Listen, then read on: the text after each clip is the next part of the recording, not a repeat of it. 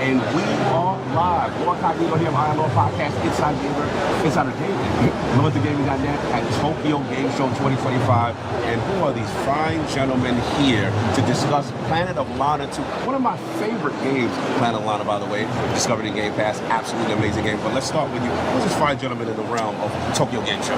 My name is Takeshi Furukawa. I am the composer of Planet of Lana and the sequel, Planet of Lana 2. Wow, we got a lot to talk to you about the atmospheric music. And who is this fine gentleman in fact? So I'm a creative director and game director together with Klaus. Creative director, and I'm also a script writer. And script writer. Yes. Okay, so first of all, let's start it. Let's get right to it. Planet of Lana is one of my favorite games. Thank you so much. It is an emotional journey between two individuals that you form this bond with. And one thing that was really cool about that I like is the cooperative nature and aspect. So let's just start first. I didn't expect a sequel after the first game. Yeah. What kind of inspired you guys to make a sequel? I mean, it was really a matter of like when we worked on the story for the first game, it really became natural because the universe and the backstory and like it's so much bigger than we could fit into one game. From the start, we only meant to make one game, but it became very natural because we weren't finished and we wanted to learn more about ourselves, about Lana and Mui's journey. Or what do you say? Yeah, I think it was just all these little details that ended up in the game that we then went like, okay, well, we have questions we want to answer, so like, let's answer them. Let's make another one. Yeah. Now let's talk to the legend here. Yes. The man has done a lot of good composing. Thank you very much. Give us some of the inspirations, because one thing about this game, like I said, I feel the atmosphere is creepy, but when an enemy comes on the screen, you feel the tension, the mood changes. Right. Tell me about your kind of decision making on some of the scores. How did you get into that process to design something for Planet of Lana? That's a very, very good question. And hold on, I got to think about this. It's such a deep question. I think what we first did was try to figure out what the tone or how we were going to approach the whole thing musically from a macroscopic level. And so the creative talk I usually have with Klaus, because he's the script writer and the narrative writer, and music and narrative kind of go hand to hand. We hit it off immediately because we were synced in the sense that we wanted the music to feel very nostalgic, like 90s. That's what I grew up on. I'm dating myself, but yeah. We OG. Yeah, exactly. So, big adventure orchestra, bold, verbose, because so much music in games these days tends to be very like soft-spoken, like not noticeable. Right. So we were not shy. Like if we're going to say something, we're going to say it loud and big and bold. Orchestra, yes. Melodic, just cinematic. I think those were kind of like the big three operative words. So we settled on that. And then after that, it was just picking the right moment. We didn't want the score to be wall to wall. We wanted it to come in very impactfully at the right moments, just making use of music in the best, most efficient, way possible. So, yeah, no, go ahead. No, that's awesome. The way you think about music, again, I'm starting to have more of an appreciation, and I feel you guys don't get your flowers in terms of music and gaming, right? And when something makes you feel the way, a lot of it is because of the music and the tone and how things are set. And I love what you said about not going just end to end, but actually, making you feel certain things during dramatic moments. I felt that especially in part one. That's very kind of you to say. I think unfortunately there's been a trend recently where it's a virtue for music to be unnoticed, which is very true in film and TV, because you want the audience to concentrate on the story and not be drawn to the music. But for this one, I mean, kudos to the directors. They're like, screw that, we want the music to be loud and big.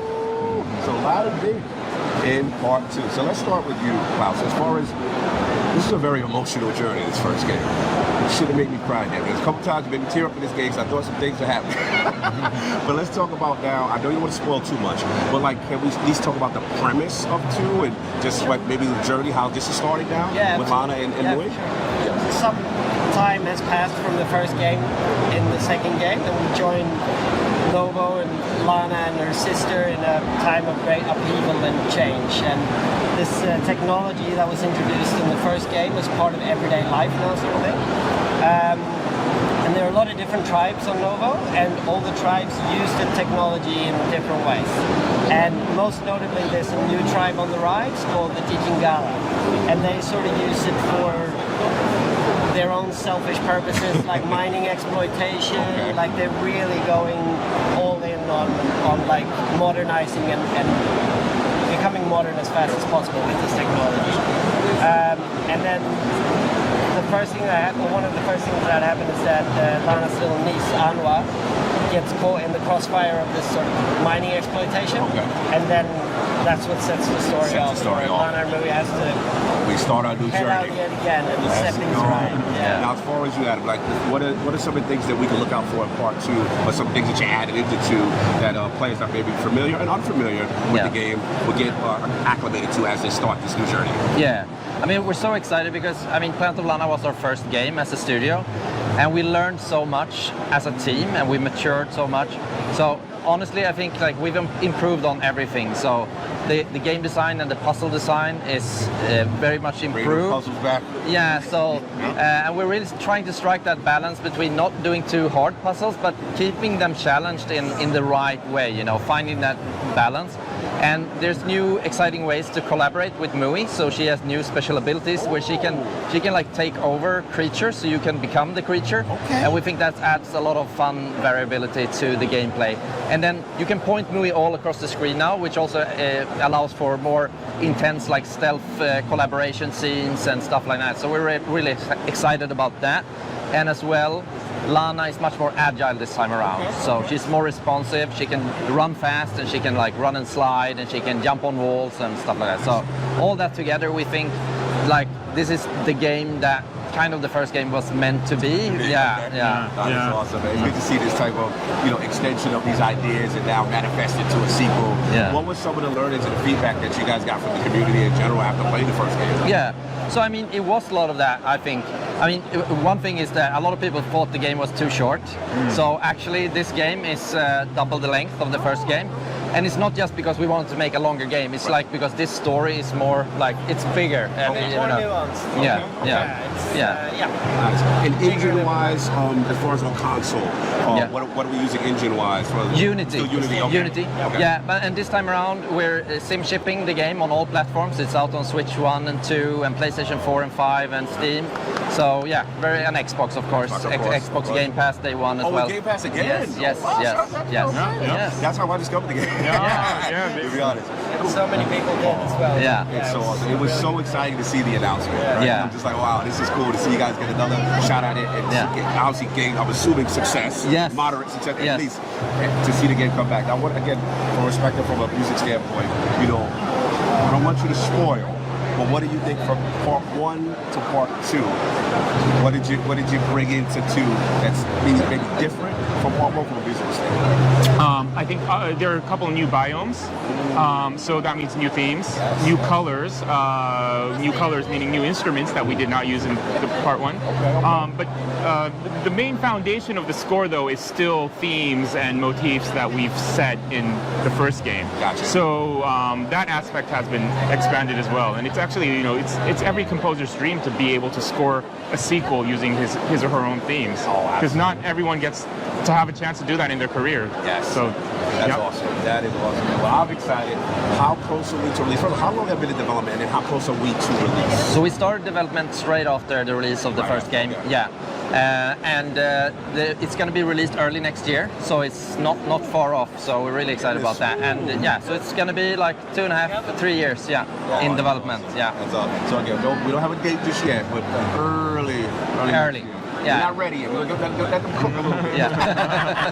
Well, I'm excited. Again, when I saw you guys, I was like, wow, Planet of Lana is here. I wasn't expecting one, so this is a treat for me, and it's awesome to see, again, indie games that we talked earlier. Like, I come from games that were very atmospheric, where they didn't hold your hand, and the game kind of told the story, and you figured it out. And you have the puzzle mechanics. Now, are you working with the sound of the monsters and those machine, like, they had, like, very immense, intense sound effects. No, that's not me. We have a wonderful sound design team called Stet. They're great. Italian they're great. group. Yeah, they're Everything's fantastic. menacing and foreboding when those creatures would come. It's those geniuses over there in Italy who do that. Salute to them. But like I said, it was really inspiring to see, like we talked about, these type of games kind of make a comeback. Yes. You know what I mean? I know we love our AAA, we get it. Yeah. But sometimes these are the games that I grew up in. Yeah, exactly.